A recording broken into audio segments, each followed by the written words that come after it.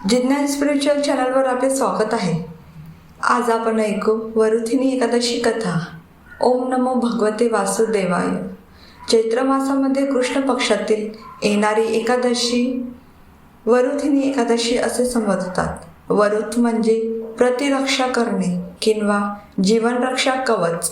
ह्या एकादशीचे व्रत केल्याने सर्व जीवनरक्षा होतेच व कष्टांचे निरसन होते। कन्यादानाचे किंवा इतरही दानाचे पुण्य प्राप्त होते। विशेषतः मातीच्या पात्रातून माठ, जल दान, सातूचे पीठ, चपला, बुट इत्यादी, गोशाळेला घास इत्यादी दान करावे। ह्या दिवशी महाप्रभू वल्लभाचार्य महाराज प्रकट झाले। त्यांची जयंती वरुथिनी एकादशीला साजरी होते। श्री विष्णूंची पंचामृत स्नान घालून व अभिषेक करून पूजा करावी। ह्या दिवशी तांदूळाची अक्षता न वापरता तिळाच्या अक्षता वापराव्या। पिवळ्या रंगाची फुले वाहावीत। सहस्र तुळशीची अर्चनाचे महत्त्व तर आहेच। श्री विष्णू सूक्त, नारायण सूक्त, श्री विष्णू सहस्रनाम स्तोत्राची आवर्तने, ओम नमो नारायणाय, ओम नमो भगवते वासुदेवाय किंवा अन्य विष्णू भगवानच्या नावाचा जप करावा। हे व्रत केल्याने शारीरिक आणि मानसिक स्वास्थ्यता, जन्मांतरीचे पाप नष्ट होतं, वैकुंठधाम प्राप्ती होते। उपवास जरी नाही केला तरी दशमी आणि एकादशीला भात, मसूर व वांगी खाऊ नये। कोणाबद्दलही अपशब्द काढू नये। तर आता ऐकूया वरुथिनी एकादशी कथा।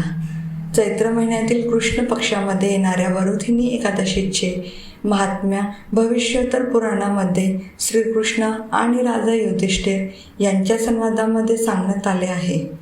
एकदा युधिष्ठिर महाराजांनी भगवान श्रीकृष्णांना विचारले, हे वासुदेव, चैत्र महिन्यातील कृष्ण पक्षामध्ये येणाऱ्या एकादशीचे नाव काय आहे आणि या एकादशी व्रताचे पालन केल्याने काय फळ मिळते आणि तिचे महात्म्य काय आहे? भगवान श्रीकृष्णांनी सांगितले, प्रिय राजन, त्या एकादशीचे नाव आहे वरुथिनी एकादशी। तिच्या पालनाने या जमनी तसेच पुढील जमनी सुद्धा सौभाग्य प्राप्त होते। या व्रताच्या प्रभावामुळे व्यक्ती सर्व पापांपासून मुक्त होतो, तसेच त्यास वास्तविक आनंद प्राप्त होऊन तो भाग्यवान बनतो। या व्रताच्या पालनाने राजा माधंतांनी मुक्ती प्राप्त केली। त्याचप्रमाणे अनेक राजे जसे महाराज दुदुन्मार देखील मुक्त झाले।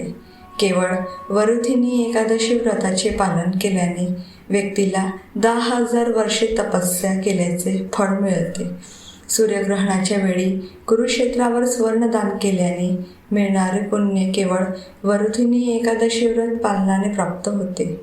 हे राजन, अश्वदानाहून श्रेष्ठ गजदान आहे। गजदानाहून श्रेष्ठ भूमिदान आहे। भूमिदानाहून श्रेष्ठ तिळदान आहे। तिळदानाहून श्रेष्ठ सुवर्णदान आहे आणि सुवर्णदानाहून श्रेष्ठ अन्नदान आहे।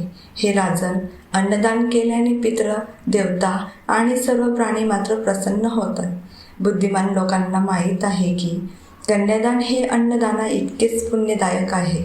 स्वतः भगवंतच सांगतात की अन्नदान हे गोदाना इतकेच श्रेष्ठ आहे। सर्वात श्रेष्ठ म्हणजे विद्यादान आहे।